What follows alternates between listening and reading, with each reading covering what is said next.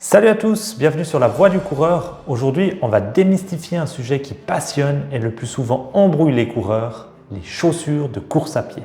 Que vous soyez habitué à la course ou que vous débutiez, vous allez probablement trouver quelques éléments intéressants au sujet de ce matériel si important. Restez bien à l'écoute, je vais parler de biomécanique, de blessures et de performance. C'est probablement un sujet qui va beaucoup faire parler et j'assume pleinement le contenu. La plupart du temps, c'est validé par les études scientifiques, ce qui ajoute de la crédibilité aux informations. Je me réjouis de pouvoir débattre de certains points de manière constructive et dans le respect. Pour ça, n'hésitez pas à laisser un commentaire pour qu'on puisse discuter un petit peu. À toutes!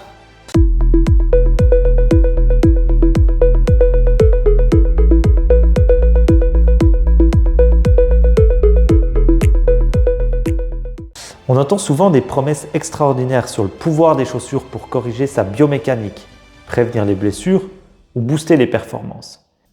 Mais est-ce que c'est vraiment fondé? N'oublions pas, les marques, via son marketing et ses représentants, ont pour but de vendre.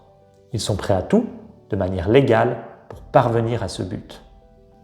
Cela doit déjà donner une base à notre réflexion quand on souhaite acheter une nouvelle paire de chaussures. Il faut penser à ça et y réfléchir.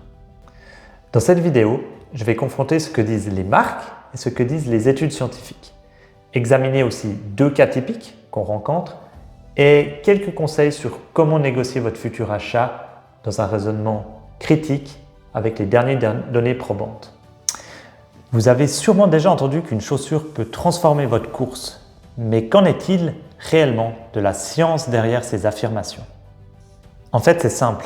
Il faut savoir qu'à l'heure actuelle, beaucoup de démarches ne reposent sur aucune validation rigoureuse ou très peu de données.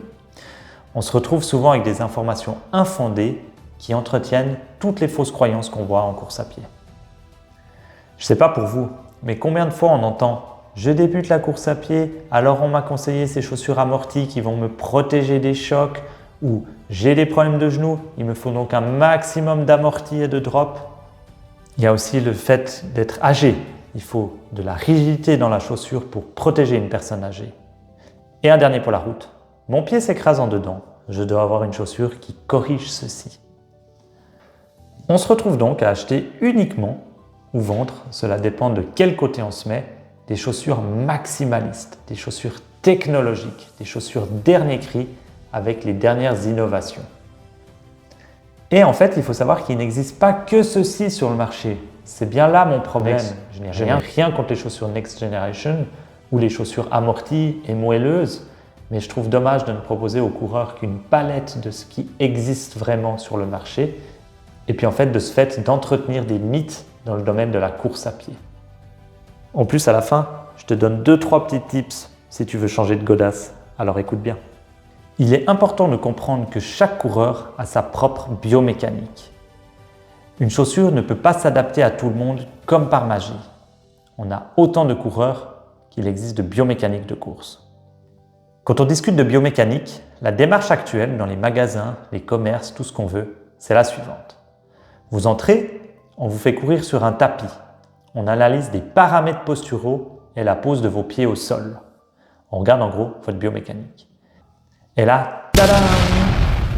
On note des choses, on vous démontre que vous avez une telle ou telle façon de courir et donc on vous propose tel ou tel modèle. Bien sûr, ça fait extrêmement professionnel et crédible. Une personne paumée qui veut juste changer de chaussure mais qui se confronte à un choix gigantesque de modèles se retrouve face à un professionnel qui lui met sous les yeux deux modèles.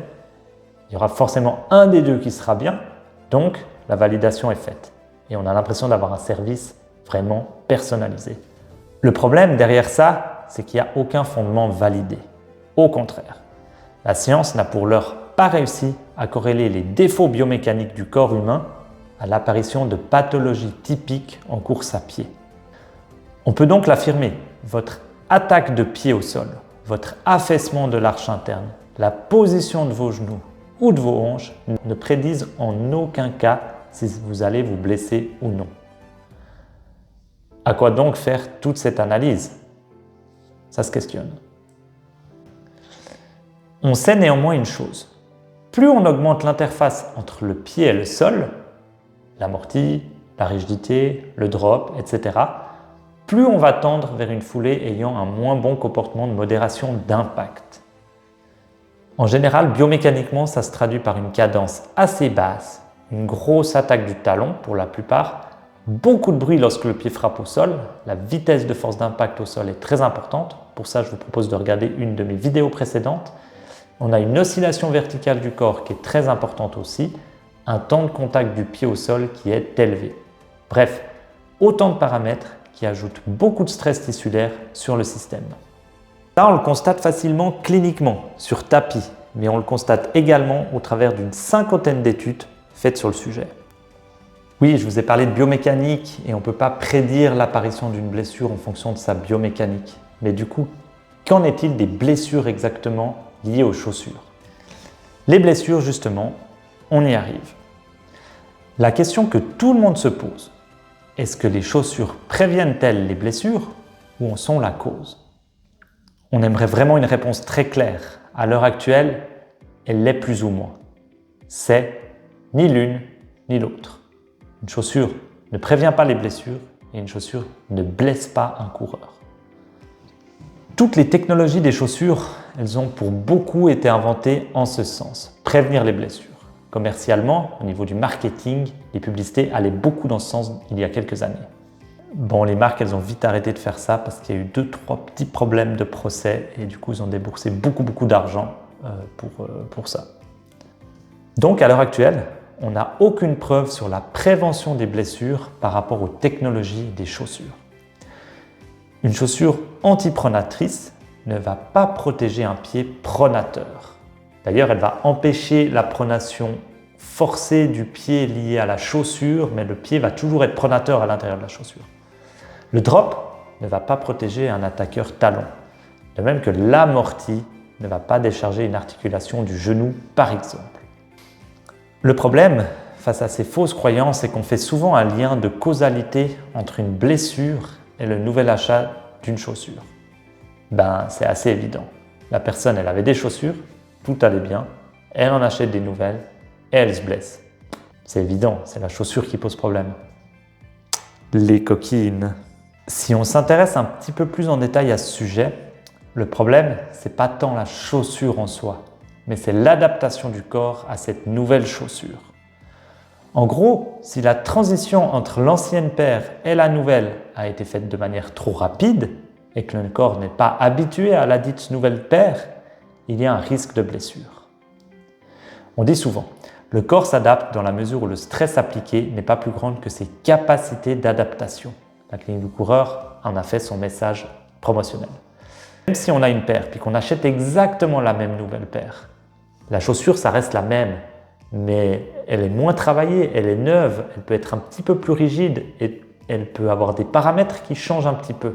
Et ça doit aussi respecter une certaine transition qui sera peut-être très rapide que si on change la catégorie de chaussures, mais il y a un changement, donc il faut être prudent et progressif. Comme j'ai dit, c'est d'autant plus vrai, ces problèmes de transition, si la différence sur l'échelle minimaliste entre les deux types de chaussures est trop importante.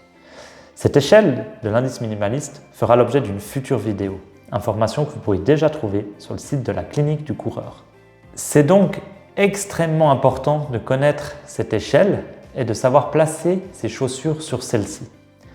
De cette manière, il est facile d'avoir un ordre d'idée sur le temps de transition adopté entre deux paires et ainsi prévenir le risque de blessure lié à une surcharge segmentaire d'une structure. On parle pour information d'environ 1 mois de transition chaque 10 à 20% de différence sur l'échelle minimaliste. C'est un ordre d'idée protecteur et progressif. Il peut peut-être se faire plus rapidement chez certains, peut-être plus lentement chez d'autres. C'est un ordre d'idée qui permet de faire une transition respectueuse du corps et préventive.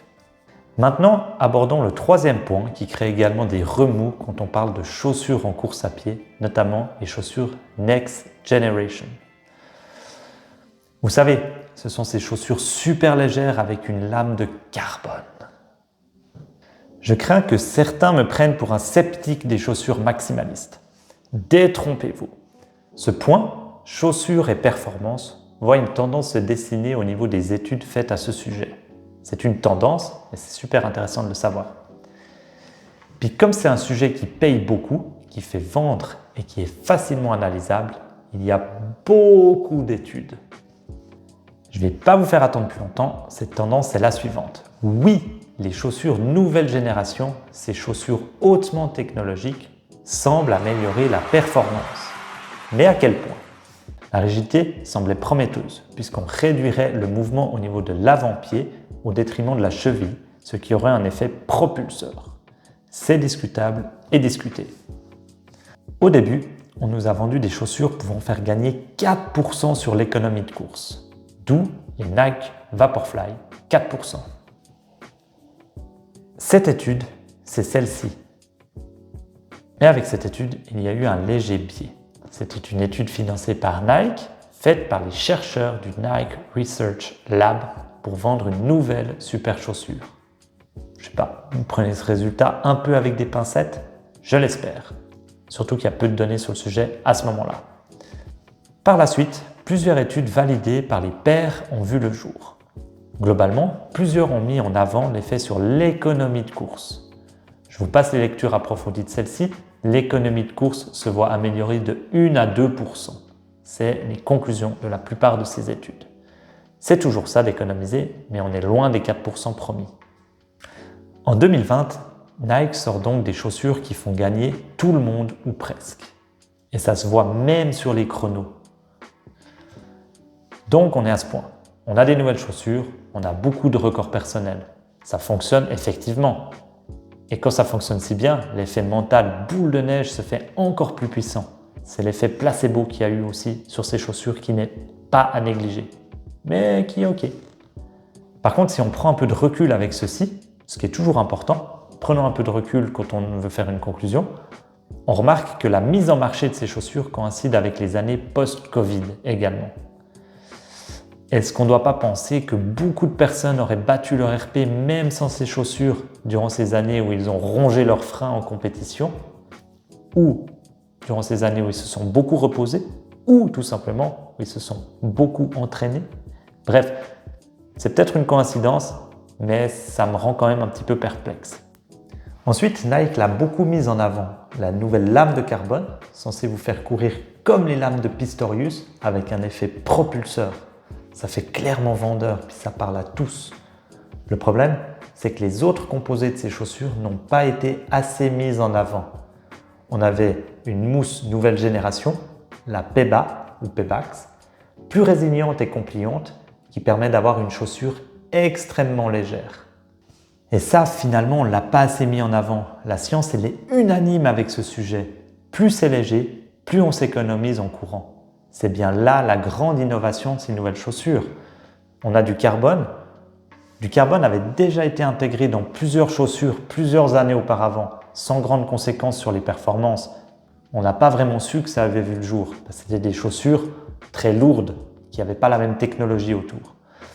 Alors je crois qu'il faut qu'on revoie un peu tout de même les attentes vis-à-vis de ces chaussures. Il n'y a pas forcément besoin de lame de carbone pour performer. À ce sujet, une des meilleures études faites est le papier réalisé par Kim Herbert-Loisier en 2020. En fait, elle en a conclu qu'il y a un gain sur l'économie de course avec des chaussures comme les Nike Vaporfly 4%. Cette économie ne reste pas significativement plus importante par rapport à des chaussures plus minimalistes. La plupart des coureurs ont cependant réalisé un record personnel sur 3 km avec les Nike Vaporfly 4%, mais certains ont vu leur performance être nettement détériorée. Et donc la conclusion de cette étude, elle est vraiment bonne à prendre. Et c'est tout de même bon à savoir. Cela n'aide pas forcément tout le monde. On parle de variabilité interindividuelle dans ce cas. Bref, des chaussures bourrées de technologie qui font gagner, qui ont des composés pimpants comme une lame de carbone, super légères, super belles, avec une mousse performante.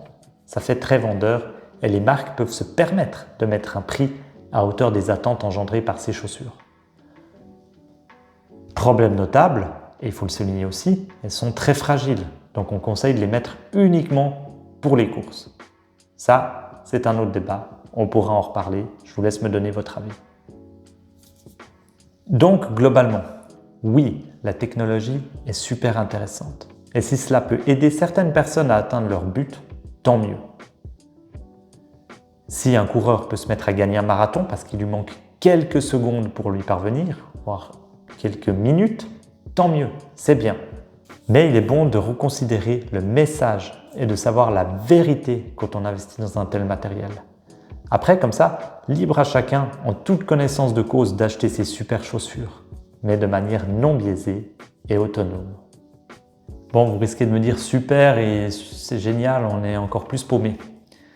En fait, comment faire pour choisir une chaussure? C'est une question super vaste. On ne peut pas globaliser le raisonnement, mais je vais essayer de donner une ligne de conduite avec 2-3 astuces, 2-3 infos qui peuvent aider. C'est risqué, mais j'essaye. Déjà, les critères les plus importants sont le confort, le feeling et la couleur. À partir de là, vous aurez déjà enlevé quelques modèles de tous ceux existants et ça va permettre de vous aider à choisir. Ensuite, c'est aussi bon de savoir est-ce qu'on a des antécédents de blessures particulières. Ça peut aussi aider au choix des chaussures qu'on a. Je parle d'antécédents de blessures.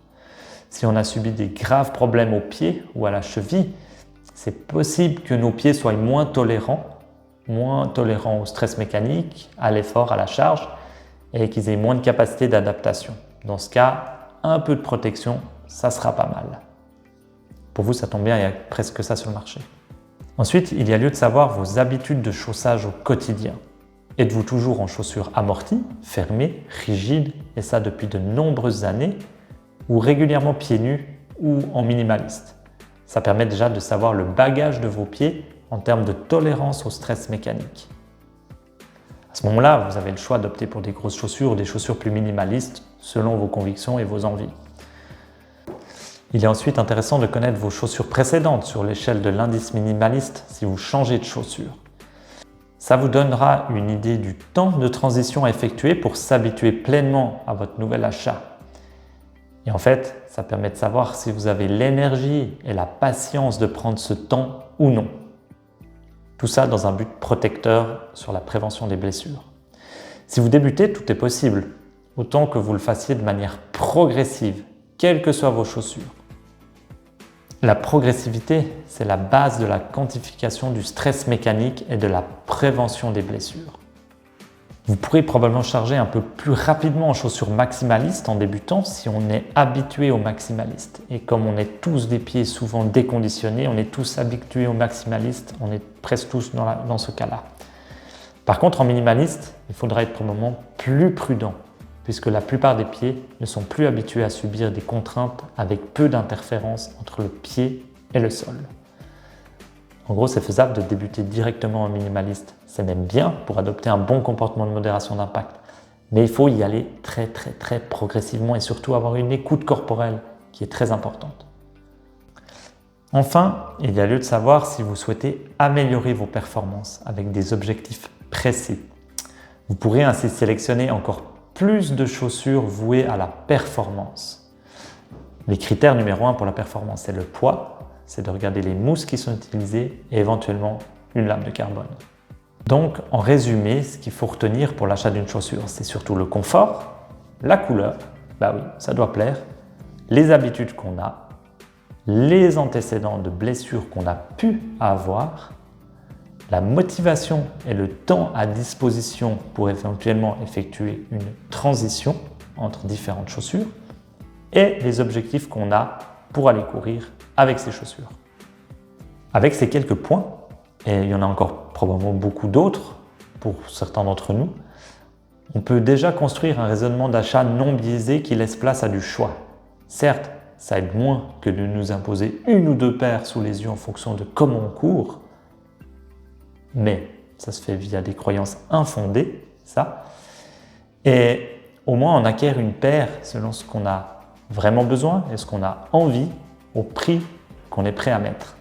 Ce que j'aimerais qu'on retienne aujourd'hui, c'est d'adopter un esprit critique quand il s'agit d'acheter des chaussures. Ne pas se laisser biaiser par les fabricants, par les vendeurs, par les magasins, par les pubs. En fait, il ne faut pas se laisser emporter par des promesses trop belles, qui sont même trop belles pour être vraies. Il faut s'informer, il faut tester Puis surtout, il faut écouter son corps. Ça, c'est pas facile lors d'un achat parce qu'on ne peut pas vraiment tester les chaussures, mais parfois, il ne faut pas hésiter à arrêter avec ses chaussures si ça ne se passe pas bien. Si cette vidéo t'a aidé à y voir plus clair, n'hésite pas à liker, commenter avec ton expérience et la partager avec tes amis coureurs. Je te propose de t'abonner à ma chaîne pour d'autres conseils et astuces et suis-moi sur Instagram, je mets le lien ici. Non, ici. Non, ici. Ouais, ici, c'est bien. J'y diffuse des conseils, des trucs marrants sur la prévention des blessures en course à pied. Allez, à vos lacets et prenez soin de vous. Entraînez-vous sérieusement sans croire aveuglément au miracle.